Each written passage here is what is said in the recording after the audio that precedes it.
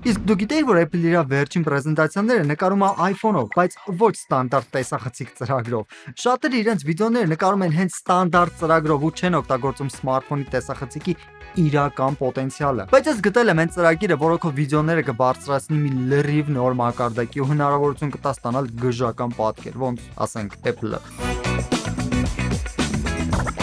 Ու այդ կախարդական ծրագիրը Blackmagic կամերան է, որը իդեպ լիովին անվճար է ու իր պոտենցիալը իրոք զարմացնում է։ Առաջին անգամ այս ծրագրի մասին իմացա հենց Apple-ից։ iPhone 15-ի պրեզենտացիայից հետո իրենք YouTube-ում վիդեո տեղադրեցին, թե ոնց են ամբողջ պրեզենտացիան նկարել iPhone-ով։ Ու այդ վիդեոյի մեջ երևաց Blackmagic կամերա ծրագիրը, որը իրանք օգտագործում էին նկարահանման ժամանակ։ Ես խորացա, ուսումնասիրեցի այդ ծրագիրը ու այսօր ձեզ ցույց կտամ այն ամենը, ինչ գիտեմ այդ ծրագրի մասին։ Իսկ ես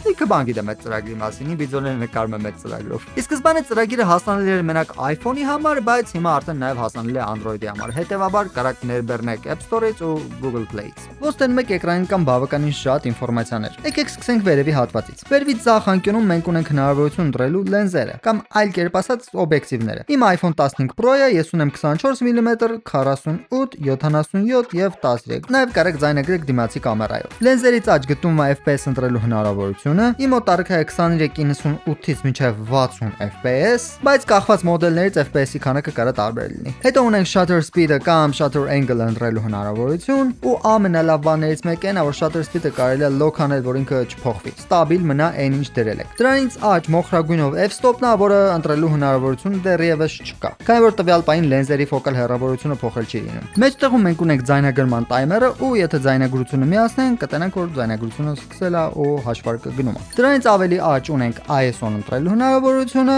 նույն ինքը exposure-ը, հետո սպիտակի բալանսը ու ստեղ lock անելու հնարավորություն կա, որը շատ լավ է։ Ու թինտը փոխելու հնարավորությունը։ Թինտից աջ կարանք տենանք ընտրված aspect ratio-ն ու resolution-ը, ու որինց ամենաշատն է դուր գալիս մարտկոցի քանակը։ Ներքևի ձախ հատվածում կա histogram, մեջտեղի ներքևի հատվածի UI-ը իր մեջ պարունակում է բավականին օգտակար ինֆորմացիաներ։ Ձախ կողմի սմարթֆոնի նշանը ցույց է տալիս, որ ձայնագրությունը հենց հիմա կատարվում է սմարթֆոնի մեջ։ Այս ծրագիրը նաև հնարավորություն է տալիս ձայնագրել SSD-ի մեջ։ Ու երբ որ միացնեք SSD-ին, սմարթֆոնի փոխարեն կտնեք SSD-ի նշանը։ Եթե ուշադրություն դարձնեք, այդ UI-ի մեջ կա էլի օգտակար ինֆորմացիա։ Օրինակ 2.12.49-ով։ Ու սա այն ժամանակահատվածն է, որը ցույց է տալիս, թե մենք ինչքան ձայնագրություն կարանք անենք տվյալ կարգավորումներով։ Ու դրա ներքևի տողում մենք կարանք տենանք 87% ու 887 GB։ Սա նշանակում է ինչքան ազատ տեղ կա մեր սմարթֆոնում։ Ու ներքևի ամենաաջ անկյունում մենք կարանք տենանք միկրոֆոնի ինդիկատորը։ Ստեղ էլ եթե միացրած լինեք արտաքին միկրոֆոն, այս գրվածքը կփոխվի ու կտենաք ձեր միկրոֆոնի անունը։ Էկրանի ծայրերին կարանք դնենք այս 3 հատանոց կետերը։ Աջ կողմինը բացելով մենք ստանում ենք function կոճակները, որոնց վրա կարանք դնենք ինչ ցանկանանք։ Օրինակ ես դրել եմ false color-ը, lock orientation-ը ու LUT-ը միացնել անջատելու հնարավորությունը։ Իսկ ձախ կողմինը բացելով մենք ստանում ենք մեր preset-ները ընտրելու հնարավորությունը։ Այս մեկը ավելի շատ կինոներին է պետք գալիս։ Ու երրորդ կոճակը, որը ուրիշ կամերաները կառավարելու համար է, եթե վերցնենք մյուս տեսախցիկը, որը հանդիսանում է հենց կառավարողը, սեղմում ենք նշանի վրա, որը մի քիչ ուրիշ տեսք ունի, մենք կարանք տենանք, որ ունենք հնարավորություն ընտրել օրինակ մեր iPhone-ը։ Մենք հիմա այս էկրանի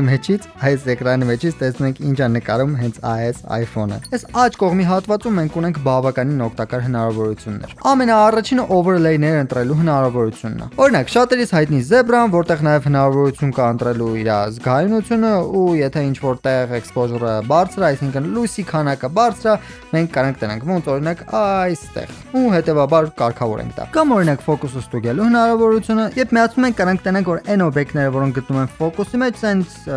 տեղի նոդ գույնով են ներկում կամ կարա տարբեր գույն լինի, ձեռնոտ կարող է կարմիր լինի։ Ունենք նաև հնարավորություն ընտրելու այս էկրանի սպիտակ գծերը, փոփոխելու, ավելացնելու, պակասացնելու, ոնց որ մեզ հարմար է։ Սրանք նկարահանման ժամանակ ահավոր օգնում են, որ ամեն ինչ ուղիղ տնենք։ Կա հնարավորություն նաև ընտրել ուրիշ aspect ratio-ներ, եթե մենք ձայնագրությունից հետո պլանավորել ենք իրան տեղափոխենք ուրիշ չափերի հարաբերակցություն կամ aspect ratio, այս եղանակով մենք կարանք համոզվենք, որ մեր ուզած օբյեկտը գտնվում է էկրանի մեջ։ Ստեղ կա մի հատ overlay հնարավորություն, որը այդքան էլ լավ չեմ հասկանում ինչի համար է պետք, բայց երևի ինչ որ մեկին պետք կա։ Մեզ sense տալիս է ուղղանկյունաձև էկրան, երևի էլի հասկանալու համար մեր օբյեկտը որտեղ կգտնվի, եթե այսպես փոքր էկրան լիներ։ Ես չեմ օգտագործում ասեմ, չգիտեմ ինչի համար։ Ու իմ ամենասիրած overlay-ը դա է false color-ն է, որը էլի exposure-ը լավ պատկերացնելու համար է։ Ու ամենաներքևում ունենք մեր flashlight-ը միացնելու ու իր հզորությունը կառավարելու հնարավորություն։ Overlay-ների ներքևի պատուհանում ունենք focus-ը դզելու հնարավորություն, կարանք դնենք autofocus կամ ձեռքով focus-ը դզենք, manual focus-ը։ Focus հատվածի այս ներքևի հատվածում կարանք դնենք այս եռանկյունիները, ուրեմն երբ սեղմում ենք իր վրա, focus ենք անում ինչ որ օբյեկտի վրա, սեղմում ենք օրինակ 1, հետո մի ուրիշ օբյեկտի վրա, սեղմում ենք 2, ու ստեղ մի հատ թույն հնարավորություն կա։ Երբ որ սեղմում ենք այստեղ play, ինքը այդ առաջին օբյեկտից երկրորդ օբյեկտ ուղղակի շատ sense սիրուն փափուկ transition անում։ Ու ստեղ նաև կարանք կարգավորենք այն ժամանակահատվածը, որի ընթացքում այդ ֆոկուսը աշխատելու է։ Ու այս մի նշանի վրա սեղմելով մենք կարանք ընտրենք ֆոկուսը մենակ գնա, թե ֆոկուսը գնա ու գա։ Ֆոկուսից ներքև մենք ունենք exposure-ը դզելու հնարավորությունը էլի, չնայած նա որ էկրանին կա, մի հատ էլ ստեղ կա, իմաստը չեմ տենում անկեղծ ասած, բայց երևի ինչ որ մեկին անհրաժեշտ է։ Դե մեջտեղի հատվածում իհարկե ձայնագրելու կոճակը, դրանից ներքև էլի լենզեր ընտրելու հնարավորությունը, թեխեն երկու անգամ կրկնում նույն բանը, համ ընդեղ էկրանին, համ ստեղ, չգիտեմ անկեղծ ասած։ Ու ունենք նաև լատեր ընտրելու հնարավորությունը, կարանք կամ օգտագործենք մեր անձնականը, կամ արդեն սմարթֆոնի մեջի եղածը։ Ու այս ամենաներքևում կարանք դնենք ստաբիլիզացիայի կոճակը։ Ծրագիրը ունի շատ լավ ստաբիլիզացիա, անկեղծ եմ ասում։ Կա 3 ռեժիմ՝ ստանդարտ, cinematic ու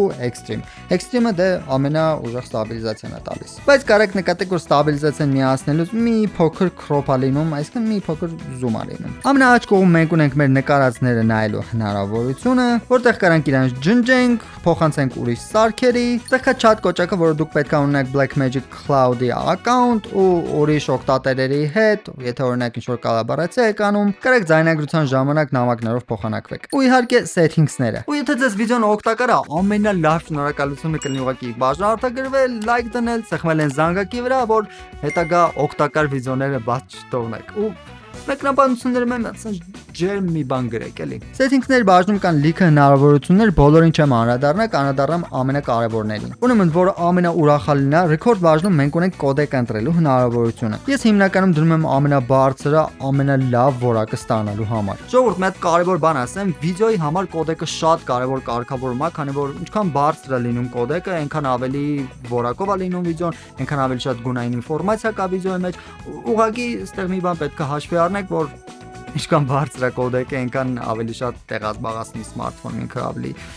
ծանր ֆայլ է դառնում։ Ու հետո մենք հնարավորություն ունենք ընտրելու resolution-ը, color space-ը, նույնիսկ գունային տարածությունը։ Այստեղ ներքևում մենք կարանք միացնենք time-lapse նկարելու հնարավորությունը, որից ես այդքան էլ չեմ օգտվում անկեղծ ասած։ Հետո եթե գնանք կամերա բաժին, այստեղ կան էլի հետաքրքիր կարգավորումներ, որի հետ կարաք էքսպերիմենտ անեք։ Հատկապես խորհուրդ կտամ միացնեք enable vertical video, որ vertical նկարելու հնարավորություն ունենաք։ Միացնեք ես lock white balance-ը, որ նկարահանման ժամանակ սպիտակի բալանսը չփախնի։ Այստեղ ունենք հնարավորություն shutter speed ու shutter angle ընտրելու։ Մնացած կարգավորումները կարեք էքսպերիմենտ անեք ու հասկանաք ձեզ որն է դուք գալի։ Աուդիո բաժնում մենք հնարավորություն ունենք ընտրելու այն միկրոֆոնով, որով ձայնագրվելու են մեր վիդեոները։ Այս պարագայում մենակ iPhone-ի միկրոֆոնն է միացված, բայց եթե միացնեք արտաքին միկրոֆոն, ստեղ կերևա միկրոֆոնը։ Այս ներքևի հատվածում նաև կտենեք, որ գրած է ձեր միկրոֆոնի անունը։ Այս մոնիտոր բաժնում մենք հնարավորություն ունենք կարգավորելու overlay-ների գույնը, ուժգնությունը ու էլի տարբեր հետաքրքիր ֆունկցիաներ։ Live stream բաժինը հասանելի չի, քանի որ էլի պետք է ունենաք Blackmagic account։ Մեդիա բաժնում ամենապետքական բանը, որը կուզեմ ուշադրություն դարձնեք, այս save clip to։ Տվյալ պայն ինքը դրված է in app only, այսինքն ինքը ձայնագրելու է մենակ այս ծրագրի մեջ։ Կարանք նաև դնենք ծրագրի մեջ ու մեր սմարթֆոնի նկարների բաժնում, ու որը ամենակարևորն է, երբ որ սմարթֆոնին միացնենք արտաքին SSD, կարանք ընտրենք այս files բաժինը ու IS on my iPhone-ի ներքևում դուք կարաք ընտրեք ձեր SSD։ Ու ձայնագրությունը կատարեք ձեր SSD-ի վրա։ Functions button-ները տեն էկրանի 3 կետով բացվող կոճակներն են, այս սրանք, որոնց վրա կարանք տեղադրենք մեր ցանկացած գործողությունը։ Եթե գնանք լաց բաժին, մենք կարանք տնենք, որ այստեղ հնարավորություն կա ընտրելու լատերը կամ import անելու, export անելու լատերը։ Preset բաժնում մենք կարանք ստեղծենք, import կամ export անենք մեր ցանկացած preset-ները։ Օրինակ ես ունեմ նախապես պատրաստած preset-ներ երկար վիդեոներս նկարահանելու համար ու շորթերս նկարահանելու համար։ Այս accessories բաժինը տարբեր սարքեր միացնելու համար է, օրինակ ֆոկուսը կարգավորող սարքեր կամ դրա նման բաներ, ու մյուս օգտակար բանը remote camera control-ն է, որը ոնց ցույց տվեցի հնարավորություն է տալիս մեզ մի տեսախցիկը կառավարել մյուսով։ Այս հատվածում կարող ընտրեք կառավարվող տեսախցիկ կամ հենց կառավարող տեսախցիկ։ Եթե ընտրել ենք կառավարող տեսախցիկ, էկրանի այս 3 կետերին սեղմելով կրանք սեղմենք այստեղ, ուստեղ կերևային բոլոր տեսախցիկները, որոնք կառավարվող տեսախցիկներն են։ Կամ կարող ընտրենք, որ հենց այս smartphone-ը լինի կառավարվող տեսախցիկը։ Ու այս վերջին թարմացումներից հետո Blackmagic-ը նաև Apple Watch-ի համար ծրագիր ունի, ուղղակի ասեն ժամով նայում եք, որ կադրի մեջ ելնեք, այնց ամեն ինչը սիրուն, ուղիղ, սխում եք record ու հարմարություն։ Դե ինչ, հուսամ վիդեոն ձեզ դուր եկավ, եթե ինչ-որ հարցեր մնացին, գրեք մեկնաբանություններում, մեծ սիրով կպատասխանեմ։ Սիրում եմ ձեզ, առողջ եղեք, մինչ նոր հանդիպում։ Ժողովուրդ,